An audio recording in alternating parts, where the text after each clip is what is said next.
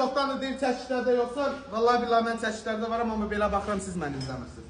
Deməli, bugün çəkişdə məqsədimiz nədir? Çəkişdə məqsədimiz, qardaş bir neçə gün bundan öncə yaxınlaşdı yanımıza. Dedi, sepnabor dəyişməklə bir yerdə neçəyə gəlir. Biz qardaşa sepnaborun qiymətini dedik. Və qardaş getdi, qardaş bu neçəyə alıbsa? 140 manat. 140 manata sepnabor alıb gətirib. Zəhmət olmasa götür. Götür. Bax 140 manata sepnabor alıb gətirib. Və sepnaborun üzərindən çıxan natiyaj gəldi.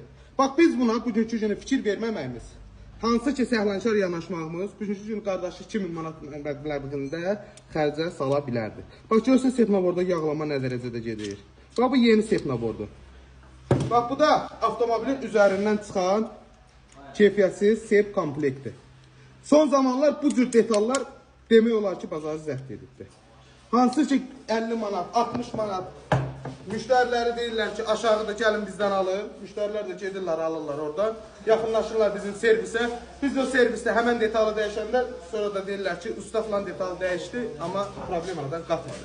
Söhbət sizdən getmir qardaş, ümumidən gedin, narahat olmayın. Biz ancaq dalımla danışırıq, düzlə deməklə aramız yoxdur.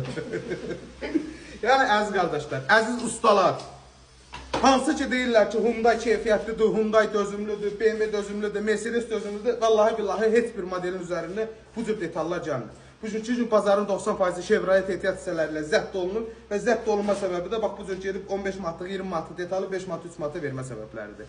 Konkret olaraq bu cür şeylərə fikir verin ki, ustalar, siz qoyasınız bunu avtomobilin üzərinə, yanında dableniz düşəcək aşağı, sonra da qalasınız ki, biz set dəyişdik, nə iş gördük, avtomobil başladı problem yaranmağa.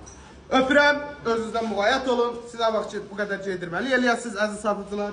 Mən də başlayacağım sizin dalıyca belə danışmaq. Bildi deyim ki, ancaq dalıyca danışırıq biz. Bağlar.